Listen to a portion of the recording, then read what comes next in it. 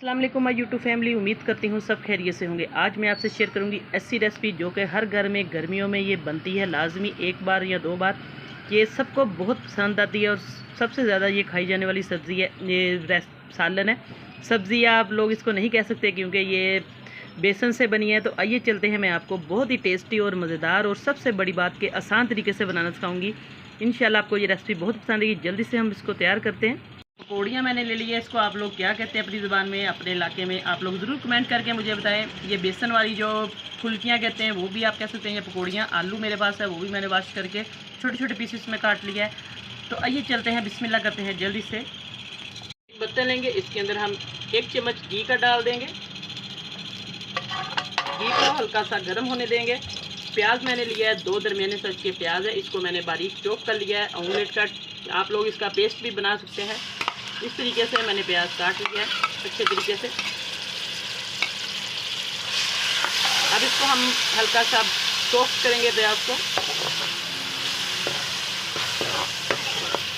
और चैनल पर नए हैं तो जल्दी से चैनल को सब्सक्राइब कर दे और साथ बेल का बटन वो भी प्रेस कर दे ताकि आपको बहुत मज़े की और आसान जो रेसिपीज़ है उसका नोटिफिकेशन सबसे पहले मिले।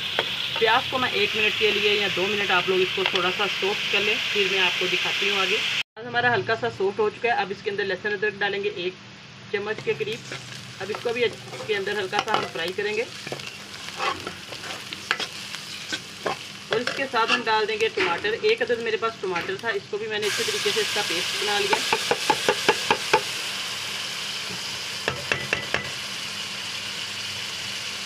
1 चम्मच ग्रीन चिली जाएगी इसके अंदर, सब्ज़ मिर्च कुटी हुई। इन सारी चीज़ों को हम अच्छे तरीके से मिक्स कर देंगे। बहुत ही मज़े का ये सालन बनेगा, आप लोग इस तरीके से ज़रूर बनाएं, आपको बहुत मज़ा आएगा इस सालन से।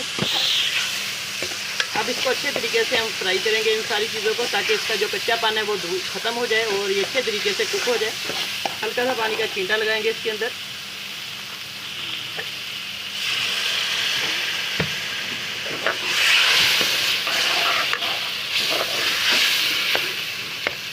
हमारे सारे जो नमक इसके अंदर हमने लहसुन अदरक डाला था, सब्ज़ मिर्च टमाटर वो अच्छे तरीके से भून चुके हैं। अब इसके अंदर हम स्पाइस डालेंगे।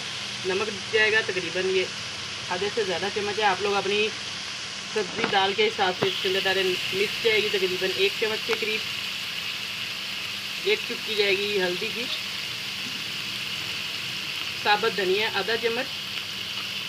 और अब इसको अच्छे तरीके से हम मिक्स कर देंगे। इसके अंदर हल्का सा पानी लगाएंगे ताकि मसाले जले ना। ये देखिए माशाल्लाह से ये काफ़ी मसाला जो हमारा माशाल्लाह जो है पकना शुरू हो चुका है। अब इस पॉइंट पे आके इसके अंदर हम डाल देंगे इन पकोड़ों को इस तरीके से।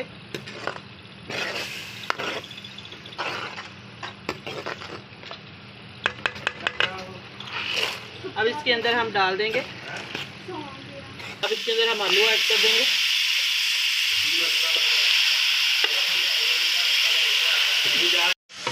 अब आलू इसके अंदर ऐड कर दिया। अब इसको अच्छे तरीके से हम मसाले के अंदर बुनाई करेंगे इसकी 1-2 मिनट के लिए। तो देखिए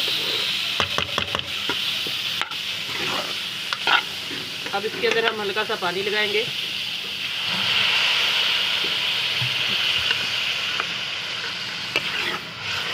ये देखिए अच्छे तरीके से इसकी जो मसाला है वो इसके अंदर जज्ब हो जाएगा। हल्का सा पानी आप लगाएं, काफ़ी ड्राई हो जाते हैं ये इस तरीके से।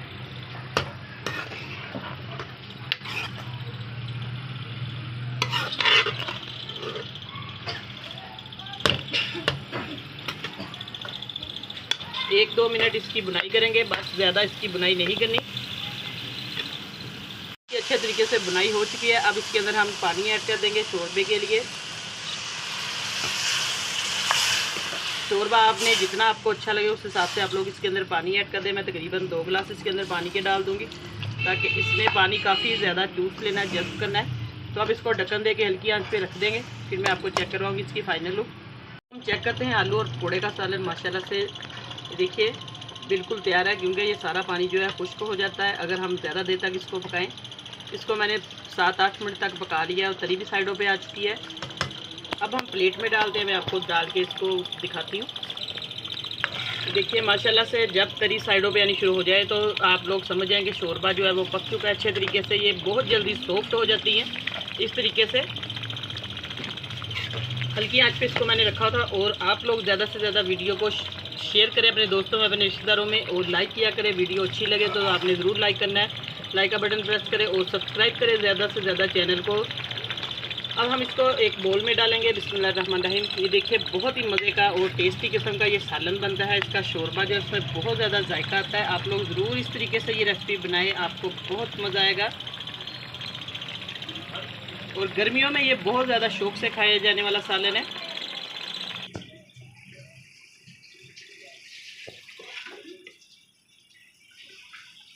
ये देखिए माशाल्लाह से बहुत ही मज़ेदार सालन लग रहा है, देखने में इतना मज़ेदार है और खाने में बहुत ज़्यादा टेस्टी होगा। आप लोग ज़रूर ये इस तरीके से बनाए। बहुत सिंपल तरीका आपको बताया ये सालन बनाने का।